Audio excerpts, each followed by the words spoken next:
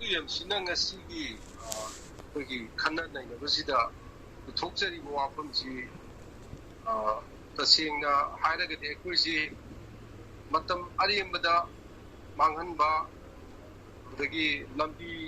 ꯍꯥꯏꯗꯤ ꯃꯇꯝ ꯑꯔꯦꯝꯕꯗ ꯃꯥꯡꯍꯟꯕꯗ ꯅꯠꯇꯅ ꯑꯩꯈꯣꯏꯒꯤ ꯑꯦꯅꯔꯖꯤ ꯃꯥꯡꯍꯟꯕ ꯑꯩꯈꯣꯏꯒꯤ ꯑꯦꯅꯔꯖꯤꯒ ꯂꯣꯏꯅꯅ ꯄꯩꯁꯥꯁꯨ ꯃꯥꯡꯍꯟꯕ ꯊꯕꯛ ꯇꯧꯕ ꯍꯥꯏ ꯄꯩꯁꯥ ꯉꯥꯛꯇꯅꯤ ꯑꯗꯨꯒ ꯂꯝꯕꯤ ꯂꯩꯇꯕꯗ ꯂꯝꯕꯤ ꯂꯩꯌꯦꯅ ꯆꯪꯁꯤꯟꯕꯁꯦ ꯃꯁꯤ ꯑꯩꯈꯣꯏ ꯃꯩꯇꯩꯁꯤꯡꯁꯤ ꯌꯥꯝꯅ ꯇꯣꯏꯅ ꯇꯧꯏ ꯍꯥꯏꯗꯤ ꯀꯔꯤꯅꯣ ꯍꯥꯏꯕꯕꯨ ꯑꯩꯈꯣꯏꯅ ꯇꯧꯔꯤꯁꯤ ꯑꯩꯈꯣꯏ ꯈꯪꯗꯕꯗꯧꯅ ꯇꯧꯋꯦ ꯑꯩꯈꯣꯏꯅ ꯇꯧꯔꯤꯁꯤ ꯀꯔꯤꯅꯣ ꯍꯥꯏꯗꯤ ꯃꯃꯨꯠ ꯇꯥꯅ ꯈꯪꯗꯅ ꯇꯧꯔꯕꯅꯤꯅ ꯅꯠꯇ꯭ꯔꯒ ꯑꯩꯈꯣꯏꯅ ꯇꯧꯔꯤꯁꯤ ꯑꯩꯈꯣꯏꯅ ꯄꯥꯝꯃꯤꯁꯤꯗꯤ ꯆꯨꯝꯗꯤ ꯆꯨꯝꯕ ꯑꯩꯈꯣꯏ ꯑꯄꯥꯝꯕꯗꯤ ꯆꯨꯝꯕ ꯑꯗꯣ ꯑꯩꯈꯣꯏꯅ ꯇꯧꯔꯤꯕ ꯗꯤꯃꯥꯟ ꯃꯑꯣꯡꯁꯦ ꯃꯁꯤ ꯇꯁꯦꯡꯅ ꯑꯩꯈꯣꯏ ꯐꯪꯕ ꯉꯝꯒꯅꯤ ꯉꯝꯃꯣꯏ ꯍꯥꯏꯕꯁꯤ ꯑꯩꯈꯣꯏ ꯈꯪꯗꯅ ꯇꯧꯁꯜꯂꯦꯕ ꯑꯗꯨ ꯑꯣꯏꯔꯒꯗꯤ ꯑꯩꯈꯣꯏ ꯀꯩꯁꯨ ꯅꯠꯇꯕꯗ ꯑꯩꯈꯣꯏ ꯅꯝꯃꯠ ꯃꯥꯡꯕ ꯍꯥꯏꯗꯣ ꯂꯧꯁꯤꯠꯇ ꯈꯖꯅꯥ ꯊꯤꯕ ꯍꯥꯏꯗꯨ ꯇꯣꯛꯏ ꯍꯥꯏꯕꯅꯤꯗ ꯍꯧꯖꯤꯛꯁꯤ ꯃꯅꯤꯄꯨꯔꯁꯤꯗꯤ ꯏꯁꯨꯅ ꯄꯤꯛ ꯊꯜꯂꯦ ꯉꯁꯤꯒꯤ ꯅꯣꯡꯃꯒꯤ ꯈꯕꯔ ꯑꯃꯃꯝ ꯌꯦꯡꯕꯤꯌꯨ ꯅꯨꯡꯇꯤ ꯊꯣꯛꯏꯕ ꯈꯕꯔꯁꯤꯡ ꯌꯦꯡꯕꯤꯌꯨ ꯄꯥꯕ ꯉꯝꯗ꯭ꯔꯦ ꯃꯐꯝ ꯈꯨꯗꯤꯡꯃꯛꯇ ꯄꯤꯠꯄ ꯄ꯭ꯔꯣꯕ꯭ꯂꯦꯝꯒꯤ ꯄ꯭ꯔꯣꯕ꯭ꯂꯦꯝ ꯏꯁꯨ ꯉꯥꯛꯇ ꯀꯩꯅꯣ ꯀꯥꯡꯈꯣꯡ ꯆꯥꯏꯔꯦ ꯍꯥꯏꯕ ꯂꯩꯕꯥꯛꯁꯦ ꯂꯩꯕꯥꯛ ꯀꯥꯡꯈꯣꯡ ꯆꯥꯏꯔꯤꯁꯤ ꯀꯔꯤ ꯀꯔꯝꯅ ꯑꯩꯈꯣꯏꯅ ꯗꯤꯜ ꯇꯧꯒꯗꯒꯦ ꯍꯥꯏꯕꯗꯨꯅꯦꯕ ꯑꯩꯈꯣꯏ ꯉꯁꯤ WMCꯅ ꯑꯩꯈꯣই ꯉꯁꯤ ꯗꯤꯁꯀꯁꯟ ꯇꯧꯁꯤꯅ ꯇꯧꯖꯔꯤꯁꯦ ꯑꯗꯣ ꯑꯍꯥꯟꯕꯗ ꯑꯩꯍꯥꯛ ꯁꯨꯃꯥꯏꯅ ꯍꯥꯏꯖꯒꯦ ꯃꯌꯥꯝ ꯊꯥꯒꯠꯆꯒꯦ ꯍꯧꯖꯤꯛꯁꯤ ꯑꯩꯈꯣꯏꯒꯤ ꯏꯃꯥꯡꯗ ꯁꯦꯟꯁꯁ ꯍꯥꯏꯅ ꯑꯃ ꯇꯥꯗꯅ ꯂꯩꯔꯦ ꯁꯦꯟꯁꯁ ꯑꯣꯄꯔꯦꯁꯟ ꯇꯧꯒꯗꯧꯒꯤ ꯃꯁꯤ ꯁꯦꯟꯁꯁ ꯑꯣꯄꯔꯦꯁꯟꯁꯤꯒꯤ ꯃꯇꯥꯡꯗ ꯌꯥꯝ ꯇꯣꯏꯅ ꯄꯦꯄꯔꯗ CSO ꯃꯌꯥꯝꯒꯤ ꯑꯣꯄꯤꯅꯤꯌꯟꯗꯣ ꯑꯩꯈꯣꯏ ꯊꯦꯡꯅꯖꯩ ꯍꯥꯏꯗꯤ ꯁꯦꯟꯁꯁ ꯇꯧꯕ ꯃꯇꯝꯁꯤꯗ ꯑꯆꯨꯝꯕ ꯁꯦꯟꯁꯁ ꯇꯧꯕꯁꯤ ꯑꯩꯈꯣꯏꯒꯤ ꯃꯤꯇꯣꯞ ꯃꯤꯌꯥꯟꯆꯥ ꯈꯟꯗꯣꯛꯍꯧꯁꯤ ꯍꯥꯏꯕꯒꯨꯝꯕ NRCꯒ ꯃꯔꯤ ꯂꯩꯅꯕ ꯍꯥꯏꯕꯒꯤ ꯑꯗꯨꯒꯤ ꯃꯑꯣꯡꯁꯨ ꯃꯥꯟꯕ ꯑꯗꯨꯒꯨꯝꯕ ꯀꯌꯥ ꯑꯃ ꯊꯦꯡꯅꯩ ꯑꯗꯒꯤ ꯁꯦꯗ꯭ꯌꯨꯜ ꯇ꯭ꯔꯥꯏꯕ ꯗꯤꯃꯥꯟ ꯇꯧꯕꯁꯤꯗ ꯑꯩꯈꯣꯏ ꯂꯦꯞꯇꯅ ꯇꯧꯔ ꯂꯥꯛꯏ ꯑꯗꯣ ꯑꯁꯤꯁꯨ ꯒꯚꯔꯅꯔꯒꯤ ꯀꯩꯅꯣꯁꯤꯗ ꯃꯥꯏ ꯃꯇꯝꯁꯤꯗ ꯁꯦꯗ꯭ꯌꯨꯜ ꯇ꯭ꯔꯥꯏꯕ ꯗꯤꯃꯥꯟꯁꯨ ꯑꯩꯈꯣꯏ ꯀꯟꯁꯔꯟ ꯇꯧꯔꯒ ꯑꯩꯈꯣꯏꯒꯤ ꯊꯥꯕꯤꯐꯝ ꯊꯣꯛꯄ ꯔꯤꯄꯣꯔꯠ ꯔꯤꯀꯃꯦꯟꯗꯦꯁꯟꯗꯨ ꯊꯥꯕꯤꯌꯨꯅ ꯍꯥꯏꯕꯅꯆꯤꯡꯕ ꯃꯈꯜꯁꯤ ꯌꯥꯝꯅ ꯊꯦꯡꯅꯩ ꯑꯗꯨꯏꯗ ꯋꯥꯔꯜ ꯃꯩꯇꯩ ꯀꯥꯎꯟꯁꯤꯜꯅ ꯉꯁꯤ ꯈꯟꯅꯖꯒꯗꯧꯔꯤꯕꯁꯤꯗ ꯑꯩꯈꯣꯏꯅ ꯑꯟꯗꯔꯁꯇꯦꯟ ꯀꯔꯤꯒꯨꯝꯕ ꯈꯔ ꯇꯧꯃꯤꯟꯅꯕ ꯆꯪꯉꯤ ꯑꯩꯅ ꯈꯟꯖꯗꯅ ꯄꯨꯊꯣꯛꯆꯕꯅꯤ ꯃꯔꯝꯗꯤ ꯀꯩꯅꯣꯕꯨ ꯍꯧꯖꯤꯛꯀꯤ ꯄ꯭ꯔꯦꯁꯤꯗꯦꯟ ꯔꯨꯜ PR ꯍꯥꯏꯁꯤꯗꯤ ꯍꯧꯖꯤꯛ ꯃꯣꯏ ꯀꯔꯤꯒꯨꯝꯕ ꯄꯣꯂꯤꯁꯤ ꯃꯦꯇꯔꯗ ꯗꯦꯁꯤꯁꯟ ꯑꯃꯠꯇ ꯂꯧꯒꯗꯧꯕ ꯅꯠꯇꯦ ꯁꯨꯡꯂꯧ ꯂꯧꯔꯣꯏ ꯁꯤꯒꯤ ꯂꯩꯔꯤꯕ PR ꯃꯈꯜꯁꯦ ꯑꯁꯤꯗꯤ ꯑꯃꯤꯠ ꯁꯥꯍꯅ ꯃꯥꯒꯤ ꯁ꯭ꯇꯣꯞ ꯒꯦꯞ ꯑꯦꯔꯦꯟꯖꯃꯦꯟ ꯑꯣꯏꯅ ꯍꯣꯝ ꯃꯤꯅꯤꯁꯇꯔ ꯑꯃꯤꯠ ꯁꯥꯍꯅ ꯑꯩꯈꯣꯏꯒꯤ ꯃꯍꯥꯛꯅ ꯍꯦꯛ ꯄꯥꯝꯕꯗꯨꯃꯛ ꯇꯧꯅꯅꯕ ꯍꯥꯏꯅ ꯃꯍꯥꯛꯀꯤ ꯁꯦꯀ꯭ꯔꯦꯇꯔꯤ ꯑꯣꯏꯔꯝꯕ ꯅꯤꯄꯥ ꯑꯃ ꯄꯨꯁꯤꯜꯂ ꯒꯚꯔꯅꯔ ꯑꯣꯏꯅ ꯊꯥꯔꯛꯄꯅꯤ ꯑꯗꯨꯗ ꯑꯩꯈꯣꯏꯅ ꯉꯁꯤꯁꯤ ꯃꯅꯤꯄꯨꯔ ꯄꯨꯝꯕꯗ ꯂꯩꯕꯥꯛ ꯄꯨꯡꯖꯥꯎ ꯊꯤꯟꯗꯅ ꯑꯩꯈꯣꯏ ꯃꯌꯥꯝ ꯆꯪꯗꯅ ꯁꯦꯗ꯭ꯌꯨꯜ ꯇ꯭ꯔꯥꯏꯕꯀꯤ ꯔꯤꯀꯣꯃꯦꯟꯗꯦꯁꯟꯁꯦ ꯊꯥꯕꯤꯌꯨ ꯒꯚꯔꯅꯔ ꯁꯥꯍꯦꯕ ꯅꯍꯥꯛꯅ ꯂꯩꯔꯤꯉꯩꯗ ꯅꯍꯥꯛꯇꯤ ꯑꯩꯈꯣꯏ ꯄ꯭ꯔꯖꯥꯕꯨꯁꯨ ꯌꯥꯝ ꯅꯨꯡꯁꯤꯕꯅꯤ ꯑꯗꯨꯅ ꯔꯤꯀꯣꯃꯦꯟꯗꯦꯁꯟꯗꯨ ꯊꯥꯕꯤꯔꯝꯃꯨ ꯔꯤꯄꯣꯔꯠꯇꯨ ꯊꯥꯕꯤꯔꯝꯃꯨꯅ ꯑꯩꯈꯣꯏꯅ ꯍꯥꯏꯁꯤꯅ ꯊꯦꯡꯅꯕꯗꯣ ꯑꯗꯨꯗꯤꯀꯣ ꯑꯗ ꯃꯁꯤꯒꯨꯝꯕ ꯋꯥꯐꯝꯗꯨ ꯑꯩꯅ ꯈꯟꯖꯕꯗꯗꯤ ꯍꯧꯖꯤꯛ ꯃꯗꯨꯒꯤ ꯃꯍꯩ ꯌꯥꯜꯂꯣꯏ ꯑꯗꯨꯅ ꯌꯥꯜꯂꯣꯏ ꯍꯥꯏꯕꯗꯤ ꯀꯔꯤꯅꯣ ꯍꯥꯏꯕ ꯒꯚꯔꯅꯔꯁꯤꯅ ꯀꯔꯤꯒꯨꯝꯕ ꯐꯤꯕꯝ ꯑꯃꯠꯇꯅ ꯑꯩꯈꯣꯏꯒꯤ ꯍꯥꯏꯔꯤꯕ ꯔꯤꯄꯣꯔꯠ ꯑꯅꯤꯗꯨ ꯃꯍꯥꯛꯅ ꯁꯨꯛꯊꯥ ꯊꯥꯔꯣꯏꯕ ꯃꯥꯅ ꯑꯩꯈꯣꯏꯒꯤ ꯁꯨꯛꯇꯧ ꯇꯧꯔꯣꯏꯕ ꯑꯗꯨ ꯀꯥꯟꯅꯗꯕ ꯋꯥꯅꯤ ꯑꯗ ꯒꯚꯔꯅꯔꯗ ꯍꯧꯖꯤꯛ ꯑꯩꯈꯣꯏꯅ ꯁꯦꯗ꯭ꯌꯨꯜ ꯇ꯭ꯔꯥꯏꯕꯀꯤ ꯃꯇꯥꯡꯗ ꯇꯛꯁꯜꯂꯨꯕ ꯍꯥꯏꯁꯦ ꯃꯤꯅꯤꯡ ꯊꯣꯛꯑꯣꯏꯗꯧꯕ ꯍꯥꯏꯔꯤꯁꯤ ꯑꯩꯅ ꯍꯥꯏꯖꯔꯤꯁꯤꯗꯤ ꯀꯩꯅꯣꯅꯤꯀꯣ ꯑꯩꯅ ꯍꯦꯛꯇ ꯂꯥꯏꯗꯧꯅ ꯍꯥꯏꯕ ꯅꯠꯇꯦ ꯑꯩꯅ ꯍꯥꯏꯖꯔꯤꯁꯤꯗꯤ ꯏꯟꯗꯤꯌꯥꯒꯤ ꯄꯣꯂꯤꯇꯤꯀꯦꯜ ꯄ꯭ꯔꯣꯁꯦꯁꯁꯤꯗ ꯀꯔꯝꯅ ꯏꯟꯗꯤꯌꯟ ꯄꯣꯂꯤꯇꯤꯛꯁꯁꯦ ꯀꯃꯥꯏꯅ ꯇꯧꯅ ꯋꯥꯔꯛ ꯇꯧꯒꯦ ꯍꯥꯏꯕꯗꯣ ꯑꯁꯤ ꯑꯩꯅ ꯁ꯭ꯇꯗꯤ ꯇꯧꯖꯔꯒ ꯍꯥꯏꯖꯕꯅꯤ ꯑꯥꯐꯇꯔ ꯑꯣꯜ ꯑꯩꯈꯣꯏ ꯇꯧꯔꯤꯕ ꯏꯁꯨꯁꯤ ꯄꯣꯂꯤꯇꯤꯀꯦꯜ ꯏꯁꯨꯅꯦ ꯍꯥꯏꯕ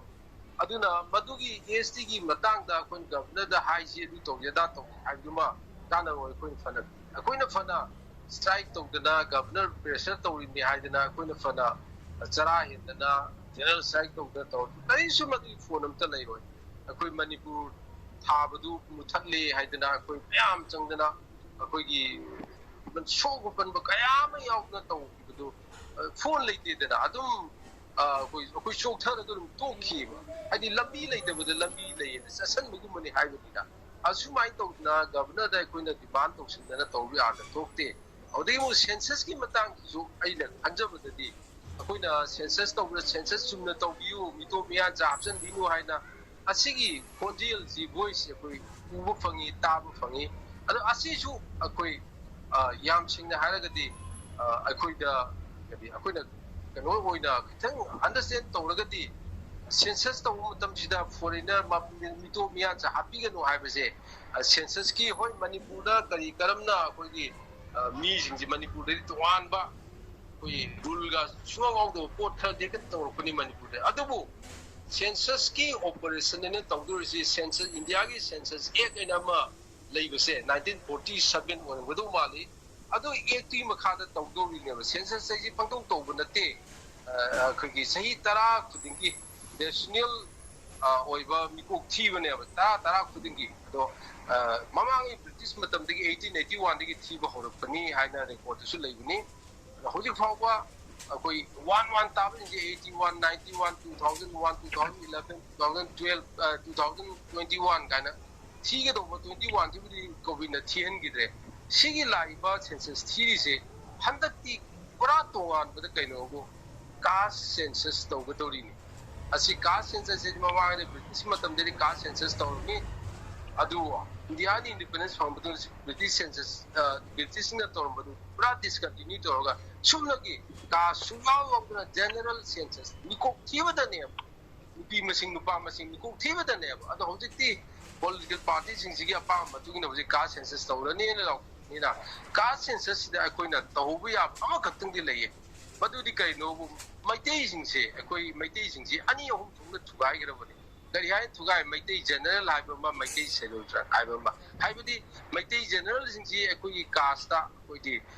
kanoni hindu caste ni kshatriya caste ni sakhiba audagi sel caste kambu sina moidi sudrani baisani sudrani haiba kano nam sudra ba kano nei bani haidi moji atun ga jani untouchable ni gaina tawna anu maitei ma da khaibo ka tana thugai mi handaki ka census dadi maitei je koi amatani akoi kari haiji ki adivasi haiga dawni asing badi ki sanskrit ki matungina di do adivasi ni yaukadra yellow mean hapkadra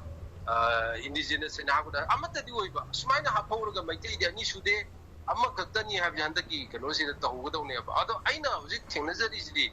mayam ki social media da kaida purapada odagi kano singna CSO singna aidi so called aidi mayam na CSO na khangnari ba mayam da haina matungina handaki miko thiba sidi kasai kasi wahum ga do pura silent ni adu da kaimta solaktana miko thiba sida ajuma miko thihorasi miyan sa aidi mapandagi sangpa manipuri mi nataba audagi refugees sing mamin khando si haida haibase maduni ina ngasai panjara ido madu taseng badi rule gi matuna thira ga de khoina tan ga do di ma je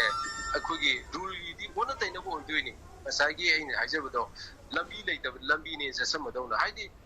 census operation da miko thiba haibase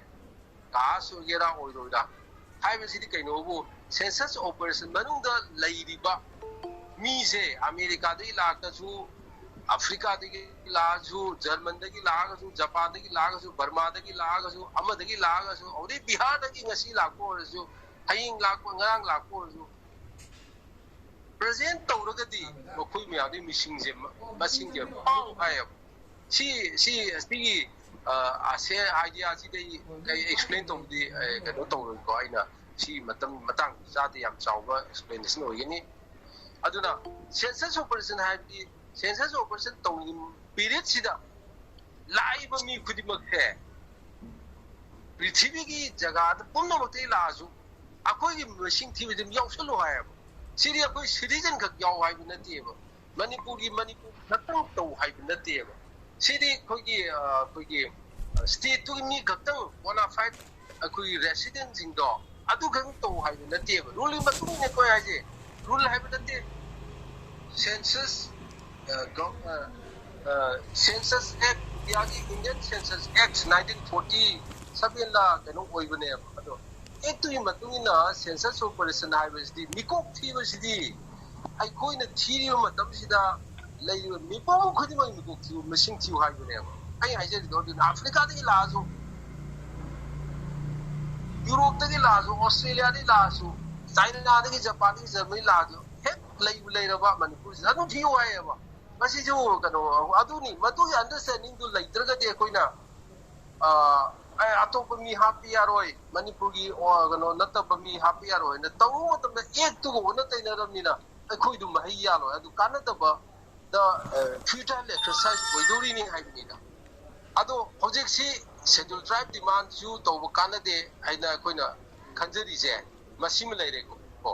ꯍꯣꯏ ꯑꯇꯣꯞꯄ CSOꯁꯤꯡꯅ ꯇꯧꯕꯗ ꯑꯩꯈꯣꯏ ꯀꯩꯁꯨ we don't have any issue mode problem ꯂꯩꯇꯦ ꯇꯧꯁꯅꯨ ꯑꯗꯣ ꯑꯩꯈꯣꯏꯒꯤ ꯑꯟꯗꯔꯁꯇꯦꯟꯗꯤꯡꯗꯗꯤ ꯁꯤꯒꯤ ꯂꯩꯔꯤꯕ ꯄ꯭ꯔꯦꯖꯦꯟꯠ ꯔꯨꯜꯒꯤ ꯑꯦꯗꯃꯤꯅꯤꯁꯇ꯭ꯔꯦꯁꯟꯁꯤꯗꯗꯤ ꯀꯔꯤꯒꯨꯝꯕ ꯐꯤꯕꯝ ꯑꯃꯠꯇꯗ ꯁꯤꯒꯤ ꯑꯦꯗꯃꯤꯅꯤꯁꯇ꯭ꯔꯦꯁꯟꯁꯤꯅ ꯃꯤꯇꯩꯒꯤ ESG ꯔꯤꯀꯣꯃꯦꯟꯗꯦꯁꯟ ꯇꯧꯕ ꯔꯤꯄꯣꯔꯠ ꯊꯥꯕ ꯇꯧꯔꯣꯏꯗꯧꯕꯅꯤ ꯃꯗꯨꯗ ꯑꯩꯈꯣꯏꯅ ꯆꯪꯁꯤꯜꯂꯨꯕꯗ ꯅꯃꯠ ꯃꯥꯡꯒꯅꯤ ꯍꯧꯖꯤꯛ ꯑꯩꯈꯣꯏꯅ ꯁꯦꯟꯁꯁ ꯇꯧꯕꯁꯤꯗ ꯑꯩꯈꯣꯏꯒꯤ ꯃꯤꯇꯣꯞ ꯃꯤꯌꯥꯟꯆꯥ ꯑꯩꯈꯣꯏ ꯃꯅꯤꯄꯨꯔꯤ ꯅꯠꯇꯕ ꯃꯅꯤꯄꯨꯔꯤ ꯃꯤ ꯅꯠꯇꯕ ꯍꯥꯞꯀꯅꯣꯁꯨ ꯔꯨꯜꯒꯤ ꯑꯦꯒꯦꯟꯁꯇꯅꯤ ꯑꯗꯨꯅ ꯑꯩꯈꯣꯏꯅ ꯃꯁꯤꯗ ꯇꯧꯕ ꯌꯥꯕꯁꯤ ꯑꯃꯠꯇ ꯂꯩꯇꯦ ꯑꯩ ꯍꯥꯏꯁꯦ ꯑꯗꯣ ꯍꯣꯏ ꯑꯩꯈꯣꯏꯒꯤ ꯏꯁꯨꯅ ꯄꯤꯛ ꯊꯟ ꯂꯩꯔꯕꯅꯤ ꯑꯩꯈꯣꯏ ꯂꯥꯏꯐ ꯑꯦꯟ ꯗꯦꯠꯀꯤ ꯀꯩꯅꯣꯗ ꯂꯩꯕꯅꯤꯅ ꯑꯩꯈꯣꯏꯁꯤ ꯑꯗꯨꯝ ꯁꯧꯔꯒ ꯊꯝꯕꯗꯤ ꯐꯩ ꯍꯥꯏꯗꯤ ꯀꯤꯞ ꯗ ꯄꯣꯠ ꯕꯣꯏꯂꯤꯡ ꯑꯗꯣ ꯑꯗꯨꯗꯤ ꯐꯩ ꯍꯥꯏꯅ ꯀꯔꯤꯒꯨꯝꯕ ꯅꯠꯇ꯭ꯔꯒ ꯀꯩꯅꯣ ꯏꯁꯨ ꯁꯥꯒꯠꯄꯗꯤ ꯌꯥꯔꯣꯏ ꯏꯁꯨ ꯁꯥꯒꯠꯂꯤꯅꯦꯅ ꯑꯣꯟꯅ ꯇꯩꯅꯕꯗ ꯑꯗꯨꯗꯒꯤ ꯂꯝꯕꯤ ꯂꯩꯇꯕꯗ ꯆꯪꯕꯗꯨꯗꯤ ꯀꯥꯟꯅꯗꯦ ꯅꯃꯠ ꯃꯥꯡꯉꯤ ꯄꯩꯁꯥ ꯃꯥꯡꯉꯤ 에너지 망이 맞담 망이 ꯑꯩꯈꯣꯏ ꯃꯁꯦꯟꯗ ꯁꯨꯝ ꯇꯟꯊꯔꯛꯑꯒ ꯇꯧꯔꯨ ꯈꯨꯗꯤꯡꯗꯣ ꯃꯥꯏ ꯄꯥꯜꯂꯛꯀꯥꯟꯗ ꯗꯤꯁꯀꯔꯦꯖ ꯂꯥꯛꯑꯦ ꯗꯤꯁꯀꯔꯦꯖꯃꯦꯟꯗꯨ ꯐꯪꯒꯅꯦꯕ ꯑꯗꯨꯅ ꯇꯧꯒꯗꯧꯕ ꯊꯕꯛ ꯑꯌꯥꯕ ꯊꯕꯛꯇꯨ ꯇꯧꯁꯤ ꯁꯤꯅꯤꯗ ꯑꯩꯅ ꯍꯥꯏꯖꯔꯤꯁꯦ ꯑꯁꯤꯃꯛꯁꯦ ꯑꯩꯍꯥꯛꯅ ꯑꯩꯈꯣꯏꯒꯤ ꯉꯁꯤꯒꯤ ꯃꯤꯐꯝꯁꯤꯗ ꯑꯩꯅ ꯄꯨꯊꯣꯛꯆꯔꯒ ꯑꯩꯍꯥꯛꯅ ꯈꯟꯖꯕ ꯑꯃꯇꯪꯗꯤ ꯂꯩꯌꯦ ꯍꯧꯖꯤꯛ ꯂꯩꯔꯤꯕ ꯐꯤꯕꯝꯁꯤꯗ ꯑꯩꯈꯣꯏ ꯃꯅꯤꯄꯨꯔꯒꯤ ꯃꯤꯌꯥꯝꯅ ꯑꯩꯈꯣꯏꯅ ꯁꯤꯒꯤ ꯒꯣꯚꯔꯟꯃꯦꯟꯠꯁꯤꯗ ꯍꯥꯏꯗꯤ ꯄ꯭ꯔꯦꯁꯤꯗꯦꯟꯠ ꯔꯨꯜꯒꯤ ꯑꯦꯗꯃꯤꯅꯤꯁꯇ꯭ꯔꯦꯁꯟꯁꯤꯗ ꯑꯗꯩ ꯒꯚꯔꯟꯃꯦꯟꯠ ꯑꯣꯐ ꯏꯟꯗꯤꯌꯥꯗ ꯒꯚꯔꯟꯃꯦꯟꯠ ꯏꯟꯗꯤꯌꯥꯁꯤ ꯄ꯭ꯔꯦꯁꯤꯗꯦꯟꯠ ꯔꯨꯜꯒꯤ ꯑꯦꯗꯃꯤꯅꯤꯁꯇ꯭ꯔꯦꯁꯟ ꯒꯚꯔꯟꯃꯦꯟꯠ ꯏꯟꯗꯤꯌꯥ ꯑꯣꯏꯗꯣꯏꯅꯤ ꯑꯁꯤꯗ ꯑꯩꯈꯣꯏꯅ ꯇꯧꯕ ꯌꯥꯕ ꯗꯤꯃꯥꯟ ꯑꯃꯗꯤ ꯂꯩꯌꯦꯕ ꯃꯔꯝꯗꯤ ꯀꯩꯅꯣ ꯃꯗꯨꯗꯤ ꯀꯩꯅꯣꯕꯨ ꯍꯧꯖꯤꯛ ꯂꯩꯔꯤꯕ ꯀꯩꯅꯣꯁꯦ PR ꯁꯤ ꯔꯤꯚꯣꯛ ꯇꯧꯔꯣ ꯑꯩꯈꯣꯏꯒꯤ ꯃꯤꯍꯨꯠꯁꯤꯡꯅ ꯁꯦꯝꯕ ꯒꯣꯚꯔꯟꯃꯦꯟꯠ ꯑꯃ ꯂꯩꯍꯜꯂꯣꯏ ꯍꯥꯏꯔꯒꯅꯦ ꯗꯤꯖꯣꯜቭ ꯇꯧ ꯑꯦꯁꯦꯝꯕ꯭ꯂꯤꯁꯤ इलेक्शन पांगतो हाइना नसीगी डिमांड सिमदि अखोई लंबी लेतब नते सिदि लंबी लेब लंबी ने तौसी हारगा सि तौ हाइदि असि याब पुने अखोई मियामना अखोई PR गवर्नमेंट सिदि अखोई हाइबि तादे मया गाक्तनि सासन तौसी